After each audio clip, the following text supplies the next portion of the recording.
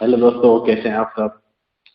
क्या आप जानते हैं कि सीरीज का अगला पार्ट लेकर मैं आपके सामने फिर से हाजिर हूँ। क्या आप जानते हैं सीरीज के अंतर्गत मैं आपके सामने रोजाना कुछ इस तरीके के तथ्य जो एग्जाम पॉइंट ऑफ व्यू से बहुत महत्वपूर्ण है और काफी रोचक है और आपकी नॉलेज को बढ़ाने के लिए भी काफी कारगर साबित होते हैं, ऐसे तथ्य मैं रोजाना आपके साथ शेयर करता हूँ। तो आप वीडियो को रोजाना देखा कीजिए और इसको ज्यादा से ज्यादा शेयर कीजिए ताकि आपके और आपके दोस्त मित्र जो भी हैं उनके लिए भी ये बहुत महत्वपूर्ण साबित हो सके। जो भी एग्जाम पॉइंट ऑफ व्यू से इसको देखते हैं, भले अपनी जानकारी बढ़ाने के हिसाब से इसको देखते हैं, तो उनके लिए भी बहुत महत्वपूर्ण है। तो आज फिर से क्या आप जानते हैं के अंतर्गत हम कुछ महत्वपूर्ण तथ्य लेंगे। सबसे महत्वपूर्ण तथ्य आज लेते हैं। आपने इस शिलालेख के बारे में सुना होगा, बिजोलिया शिलालेख। बिजोलिया शिलालेख ये बहुत महत्वपूर्ण शिलालेख है। ये शिलालेख से संबंधित बहुत सारे प्रश्न पिछले कई सालों से एग्जाम्स में पूछे जाते हैं। बिजोलिया शिलालेख के बारे में कुछ महत्वपूर्ण बातें हम जानेंगे। बिजोलिया शिलालेख, ये शिलालेख 1170 ईस्वी का है। 1170 ईस्वी का है। ये भीलवाड़ा के बिजोलिया नामक स्थान से हमें प्राप्त होता है। इसके प्रशस्तिकार जो है वो है गुणभद्र। गुणभद्र ये एग्जाम में पूछे जाते हैं, तो मैं आपको बहुत कीवर्ड्स है और जो महत्वपूर्ण तथ्य हैं जो आपकी नॉलेज के लिए आपको पता होना चाहिए। अगर आप तैयारी कर रहे हैं, भले तैयारी नहीं भी कर रहे हैं, तो आपको एक चीज ध्यान में होनी चाहिए। बिजोलिया शिलालेख जो कि 1170 ईस्वी का है, इसके प्रशस्तिकार गुणभद्र थे। इसकी महत्वपूर्ण बात क्या है, इसमें चौहानों के वंशक्रम के बारे में हमें बताया गया है। चौहान राजवंश जो है उनके बारे में बताया गया है कि बहुत पहले लगभग 551 ईस्वी पूर्व, 551 ईस्वी में, 551 ईस्वी में वासुदेव चहमन, वासुदेव चहमन, ये चहमन से ही चौहान नाम पड़ा। तो 551 ईस्वी में वासुदेव चहमन नाम के एक व्यक्ति ने सांभर, जिसको पूर्व में शाकंभरी कहते थे, शाकंभरी में अपने राज्य की स्थापना की। शाकंभरी में अपना राज्य बनाया और अपनी राजधानी किसको बनाई, ये बहुत महत्वपूर्ण है। ये चीज पूछी जाती है कि शाकंभरी की राजधानी वासुदेव चहमन ने किस क्षेत्र को बनाया, या ये भी पूछा जाता है कि चौहानों के आदि पुरुष कौन थे। चौहानों के आदि पुरुष जो है जिन्होंने राजवंश की स्थापना की थी वो थे वासुदेव चहमन। ठीक है, तो शाकंभरी राज्य की स्थापना की और राज्य की राजधानी बनाया अहिछत्रपुर को, अहिछत्रपुर, जिसे आज हम नागौर के नाम से जानते हैं।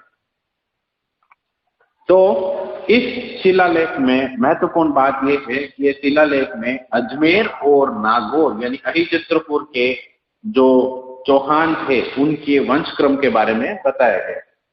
दूसरी बात, एक ये पॉइंट हो गया, ये महत्वपूर्ण पॉइंट था, आपके दिमाग में होना चाहिए।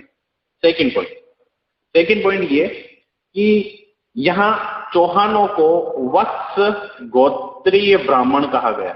वत्स गोत्रीय ब्राह्मण कहा गया है। ये क्वेश्चन पटवारी प्री में पूछा गया था 2015 वाली, के चौहानों को वत्स गोत्रीय ब्राह्मण इस शिलालेख में कहा गया है। ठीक है, फिर आपको 4 ऑप्शन दे दिए जाएंगे, बिजोलिया का शिलालेख, संगरीति शिलालेख, कीर्ति स्तंभ शिलालेख और भाबरू का शिलालेख। कोई सा भी शिलालेख बता दिया जाएगा। तो उनमें से ये ध्यान रखिएगा, बिजोलिया जो शिलालेख है उसमें चौहानों को वत्स गोत्रीय ब्राह्मण कहा गया। दूसरी बात इंपॉर्टेंट आपके समझ में आई। तीसरी बात, इस शिलालेख में जो पुराने नाम थे, जो राज्यों के पुराने नाम थे, वो नाम दर्शाए गए थे। ये एग्जाम में पूछा जाता है कि हमें पुराने जो राज्य थे उनके नाम पुराने नाम, प्राचीन नाम कहाँ से मिलते हैं, किस शिलालेख से मिलते हैं? तो बिजोलिया शिलालेख। देखिए, एक शिलालेख से हमें कितने सारे क्वेश्चंस बन सकते हैं एग्जाम में, वो सारी चीजें मैं आपको बता रहा हूँ। पहला, चौहानों के आदि पुरुष कौन थे? वासुदेव चहमन। उन्होंने चौहान राज्य की स्थापना कब करी? 551 ईस्वी में। कहाँ करी? शाकंभरी में, जिसको सांबर नाम से जाना जाता है, और सांबर झील का निर्माण किया गया है, ऐसा भी इसमें लिखा गया है। शाकंभरी जो है राज्य की स्थापना की और सांबर झील का निर्माण इन्होंने करवाया, ऐसा उस शिलालेख में लिखा गया है। तीसरा, राजधानी किसको बनाया? तो राजधानी अहिछत्रपुर को। ठीक है। अब पुराने नाम क्या दे रखे हैं? जैसे नाडोल, नाडोल आप जानते हैं, नाडोल को नड्डुल नाम दिया गया है। नागौर, नागौर को अहिछत्रपुर, जैसा कि मैंने आपको बताया था, अहिछत्रपुर नाम दिया गया था। जालोर, जालोर को जबालीपुर नाम दिया गया था, जबालीपुर नाम दिया। ठीक है। इसके अलावा सांभर, सांभर को शाकंभरी नाम दिया गया, शाकंभरी। इसके अलावा दिल्ली, दिल्ली को दिल्ली का नाम दिया गया। ठीक है, ये महत्वपूर्ण है, ये पूछे जाते हैं। इसके अलावा बिजोलिया, बिजोलिया को विंध्यावल्ली नाम दिया गया, विंध्यावल्ली नाम दिया गया। इस तरीके से ये कुछ पुराने नाम जो हैं इसमें दिए गए हैं। तो देखिए दोस्तों, ये आपके ध्यान में होना चाहिए। डायरेक्ट पूछ लिया जाता है कोई, नागौर का पुराना नाम, प्राचीन नाम कौन सा था? तो अहिछत्रपुर। जालोर को पुराना नाम क्या था? जबालीपुर। ठीक है, इस तरीके से। तो ये महत्वपूर्ण तथ्य हुआ। इसके अलावा एक शब्द इसके अंदर आता है इस शिलालेख में। इस शिलालेख की बारीकी से हम जो है जानकारी ले रहे हैं। इस शिलालेख में एक शब्द आता है डोहली, डोहली। ये शब्द क्या है? क्या आप इस शब्द के बारे में जानते हैं? अगर जानते हैं तो मुझे कमेंट बॉक्स में जरूर बताइए, कमेंट कीजिएगा दोस्तों। कमेंट करने से क्या है कि हम उसके ऊपर अच्छे से और डिस्कस कर सकते हैं। आगे आप क्या जानना चाहते हैं वो भी हम डिस्कस कर पाएंगे। तो डोहली, डोहली शब्द होता है भूमिदान का। डोहली शब्द भूमिदान। आज भी जो सरकारी रिकॉर्ड हैं, जो पटवारी के पास रिकॉर्ड होते हैं, तो उनमें आप देखिएगा, जब आप पटवारी बन जाएंगे, अगर आप पटवारी की तैयारी कर रहे हो और पटवारी बन जाएंगे तो अपने रिकॉर्ड्स में जरूर देखिएगा, उसमें एक शब्द आएगा डोहली, जिसको स्थानीय भाषा में डोली नाम दे दिया गया था। डोली ये होता है जो पुराने समय में मंदिरों में जो भूमिदान, मंदिरों के लिए जो भूमिदान दिया जाता था, उसको डोली की भूमि कहा जाता था। क्या कहा जाता था? डोली की भूमि। और जो गांव होते थे, छोटे गांव, और गांव के जो समूह होते थे, गांव जो कुछ गांव मिला के जो समूह, जैसे अपने यहाँ पे गांव मिला के ब्लॉक बन जाता है, ब्लॉक मिला के जिला बन जाता है, ऐसे। तो गांव के जो समूह होते थे उसको कहा जाता था प्रतिगण, प्रतिगण। ये दो महत्वपूर्ण शब्द जो है इस शिलालेख में हमें प्राप्त होते हैं। ये एग्जाम पॉइंट ऑफ व्यू से भी बहुत ज्यादा महत्वपूर्ण है, आपकी जानकारी में होने चाहिए। एक तो प्रतिगण और दूसरा डोहली। अब गांव के जो अधिकारी होते थे, अब देखिए इसकी एक और बारीकी मैं बताता हूँ आपको, इस शिलालेख की बारीकी। इसमें इस तरीके के नाम दिए गए हैं जो कि बहुत महत्वपूर्ण है। ये नाम एग्जाम में सीधे सीधे पूछ लिए जाते हैं, और ये नाम आपको ध्यान में भी होने चाहिए, आपके नॉलेज के हिसाब से भी होने चाहिए। तो गांव के जो अधिकारी होते थे उनको महत्तम कहा जाता था, महत्तम। गांव के अधिकारी को महत्तम कहा जाता था, और प्रतिगण के अधिकारी होते थे उनको पारिग्रही कहा जाता था, पारिग्रही कहा जाता था। तो दोस्तों, ये बिजोलिया का शिलालेख सॉरी, बिजोलिया का शिलालेख बहुत महत्वपूर्ण है, और इसी शिलालेख से हमें ज्ञात होता है कि चौहानों के विग्रहराज चतुर्थ,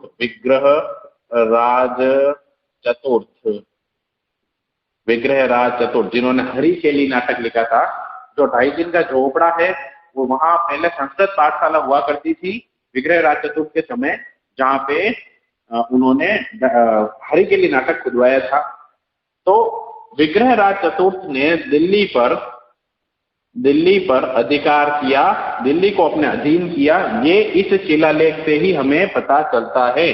बिजोलिया के शिलालेख से ही हमें पता चलता है कि विग्रहराज चतुर्थ ने दिल्ली को अपने अधीन किया। और वहां दिल्ली नाम नहीं लिखा हुआ है, वहां दिल्ली का नाम लिखा हुआ है। तो वहां से हमें पता चलता है कि दिल्ली का प्राचीन नाम दिल्ली का था। तो इस तरीके से हम बिजोलिया शिलालेख की एक एक बारीकी में हमने जाना कि बिजोलिया शिलालेख कब का है, बिजोलिया शिलालेख किससे संबंधित है, बिजोलिया शिलालेख में क्या क्या है। तो ये जानकारी कैसी लगी दोस्तों, आपको कमेंट में मेरे को जरूर बताना। अब हम सेकंड तथ्य लेते हैं, बहुत महत्वपूर्ण है। अगर आप राजसमंद से उदयपुर की तरफ जाते हैं तो बीच में टनल आती है, और आप कहीं आगे से अगर राजसमंद की तरफ आ रहे हैं तो भी बीच में टनल आती है। तो टनल से कुछ पहले, ये जैसे टनल है, टनल से कुछ पहले यहाँ पे एक बोर्ड लगा हुआ है, आप इस बोर्ड को जरूर देखिएगा। इस बोर्ड पे लिखा हुआ है श्रृंगी ऋषि शिलालेख, श्रृंगी ऋषि शिलालेख। देखिए दोस्तों, पहले शायद आपने इसके ऊपर ध्यान दिया हो ना हो, जिन्होंने ध्यान दिया वो अच्छी बात है, और जिन्होंने नहीं ध्यान दिया वो इस जगह को बहुत अच्छी तरीके से जान लें। ये बहुत प्राकृतिक जगह है और वहां जाके आना चाहिए। श्रृंगी ऋषि शिलालेख वहां लगा हुआ है, ये बहुत महत्वपूर्ण शिलालेख है। ये मेवाड़ राजवंश से संबंधित है और प्राकृतिक जगह है और बहुत अच्छी जगह है। तो दोस्तों, श्रृंगी ऋषि शिलालेख, ये शिलालेख है सन 1428 ईस्वी का, सन 1428 ईस्वी का। यह महत्वपूर्ण इसलिए है क्योंकि इसमें महाराणा हमीर, महाराणा लाखा और महाराणा मोक्कल के बारे में विस्तार से बताया गया है। महाराणा हमीर, महाराणा लाखा और महाराणा मोक्कल के बारे में विस्तार से बताया गया। महाराणा हमीर के बारे में यह बताया गया है कि महाराणा हमीर ने भीलों से सफलतापूर्वक युद्ध जीता और अपने शत्रु राजा जैत्र को पराजित किया। ये इसके अंदर स्पष्ट तौर पर पंक्तियां लिखी गई है कि महाराणा हमीर ने शत्रु राजा जैत्र को पराजित किया। दूसरी बात, महाराणा लाखा के बारे में लिखा गया है, ठीक है, कि महाराणा लाखा ने किस तरीके से मेवाड़ जो है उसकी सीमाओं को बढ़ाया, क्या क्या युद्ध किए और किस प्रकार उन्होंने जीत पाई। थर्ड, महाराणा मोक्कल के बारे में लिखा गया है। यह महत्वपूर्ण है क्योंकि ये जो श्रृंगी ऋषि शिलालेख है मोक्कल के समय का माना जाता है। महाराणा मोक्कल के बारे में यह लिखा गया है कि इनकी पत्नी थी गौरांबिका, ये महत्वपूर्ण है। इनकी पत्नी गौरांबिका की मुक्ति के लिए इन्होंने श्रृंगी ऋषि शिलालेख के वहां पे जहां एकलिंग जी का मंदिर है, एकलिंग जी के मंदिर के पास में उन्होंने तालाब बनवाया। एकलिंग जी के मंदिर के पास में उन्होंने तालाब बनवाया, एक कुंड बनवाया, और जहां श्रृंगी ऋषि शिलालेख लगा हुआ है वहां पे भी उन्होंने एक कुंड बनवाया और वहां पे यज्ञ करवाया, और गौरांबिका, अपनी पत्नी गौरांबिका की मुक्ति के लिए उन्होंने वहां पे यज्ञ करवाया। यह महत्वपूर्ण बात श्रृंगी ऋषि शिलालेख में लिखी गई है। आप जब भी उदयपुर जाएं तो उदयपुर के वहां पास में श्रृंगी ऋषि शिलालेख जरूर देख के आए। बहुत अच्छी और प्राकृतिक जगह है, खासतौर से बारिश के समय में जाएंगे तो बहुत ही अच्छा लगेगा आपको। पास ही में इधर कैलाशपुरी है, वहां एकलिंग जी का मंदिर है जो कि मेवाड़ के अधिष्ठाता देव माने जाते हैं, जो कि मेवाड़ के शासक माने जाते हैं, और मेवाड़ पे जो शासन करते हैं जो महाराणा है वो उनके दीवान माने जाते हैं। यह भी बहुत प्राचीन मंदिर है, इस मंदिर में भी आपको जाकर आना चाहिए। तो दोस्तों, ये दो तथ्य आपको कैसे लगे? अब तीसरा और महत्वपूर्ण तथ्य मैं आपके सामने रखूंगा, वो भी बहुत महत्वपूर्ण है। आपने मेवाड़ के जब मैंने आपको रानी पद्मिनी वाला जो युद्ध बताया था मैंने आपको, तो उस समय बताया था वो था 1303 ईस्वी का, जो कि मेवाड़ का प्रथम साका कहलाता है।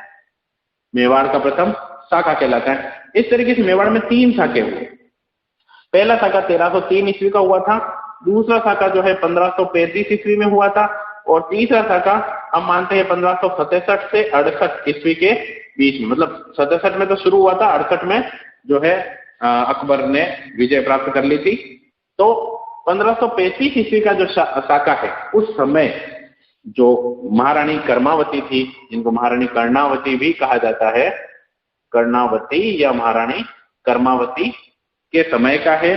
तब वहां महाराणा विक्रमादित्य थे, विक्रमादित्य थे। तो रानी कर्मावती ने उस समय जब ये जौहर हुआ था, जब ये साका हुआ था, तो युद्ध की जीत न देखते हुए जो शासक होते थे महाराणा, और जिनके ऊपर युद्ध किया जाता था, जो आक्रमण किया जाता था, वो अपने सिर पर केसरिया बागा पहनकर जो है लड़ाई करने उतर जाते थे, केसरिया साफा पहनकर। और जो महिलाएं होती थी वो जौहर प्रथा को कंप्लीट करती थी। तो जौहर में प्रवेश करते समय, जौहर में प्रवेश करते समय भूमि दान दी थी। तो वो भूमि दान जो है वो एक ताम्रपत्र पर लिखी गई थी। ताम्रपत्र, क्या आप जानते हैं वो कौन सा ताम्रपत्र था? ये बहुत महत्वपूर्ण है, बहुत बारीक नॉलेज है, डीप नॉलेज आपके पास ये होना चाहिए। मैं आपको काफी डीप नॉलेज दे रहा हूं। इस ताम्रपत्र से ही हमें जौहर प्रथा के बारे में पता चलता है, और इस ताम्रपत्र से ही जो मेवाड़ का दूसरा शाखा है, इसकी डेट पता चलती है। इस ताम्रपत्र से ही हमें भूमि दान के बारे में पता चलता है। तो ये ताम्रपत्र कौन सा था, क्या आप जानते हैं? ये ताम्रपत्र था पूर्व का ताम्रपत्र, जिसको कहते हैं पूर्व का ताम्रपत्र। ये पूर्व का ताम्रपत्र जो है वो 1535 ईस्वी का है, और ये 1535 ईस्वी में जो रानी कर्मावती ने जौहर में प्रवेश करते समय जो भूमि दान दिए थे, वो भूमि दान के बारे में इसमें जानकारी दी गई है। जौहर प्रथा की इसके अंदर जानकारी दी गई है, और किस तरीके से ये शाखा संपन्न हुआ। जो गुजरात के शासक बहादुर शाह थे, उन्होंने जो है यहाँ चित्तौड़ पर आक्रमण किया था, तो किस तरीके से इन्होंने शाखा कंप्लीट किया। केसरिया हुआ प्रतापगढ़, देवलिया प्रतापगढ़ के ठाकुर बाघ सिंह के नेतृत्व में जो है, बाघ सिंह के नेतृत्व में केसरिया हुआ, और रानी कर्मावती के नेतृत्व में जौहर हुआ, और युद्ध समाप्त हुआ। तब की जो जानकारी है हमें पूर्व के ताम्रपत्र में प्राप्त होती है। उस समय जो भूमि दान दिया गया था वो हमें प्राप्त होती है। हालांकि नेक्स्ट वीडियो में मैं आपको, नेक्स्ट से नेक्स्ट हो सकता है, उस वीडियो में मैं आपको मेवाड़ के साके, इसके अलावा किस तरीके से रणथंभौर का साका, सिवाना का साका और जैसलमेर के ढाई साके, इन सब के बारे में मैं आपको बताऊंगा। तो आपको ये जानकारी कैसे लगी? अगर आपको ये वीडियो पसंद आया हो तो प्लीज लाइक करें, शेयर करें, कमेंट करें, और आप मुझे इंस्टाग्राम पर फॉलो कर सकते हैं @ABHINAB435। ये मेरी इंस्टाग्राम आईडी है, यहाँ से आप मुझे फॉलो कर सकते हैं। तो दोस्तों, वीडियो पसंद आए तो जरूर लाइक कीजिएगा, शेयर कीजिएगा, ताकि मैं और उत्साह से और बारीकियों की जानकारी आपको मैं दे सकूं, नेक्स्ट वीडियो और अच्छा बना सकूं। Thank you so much.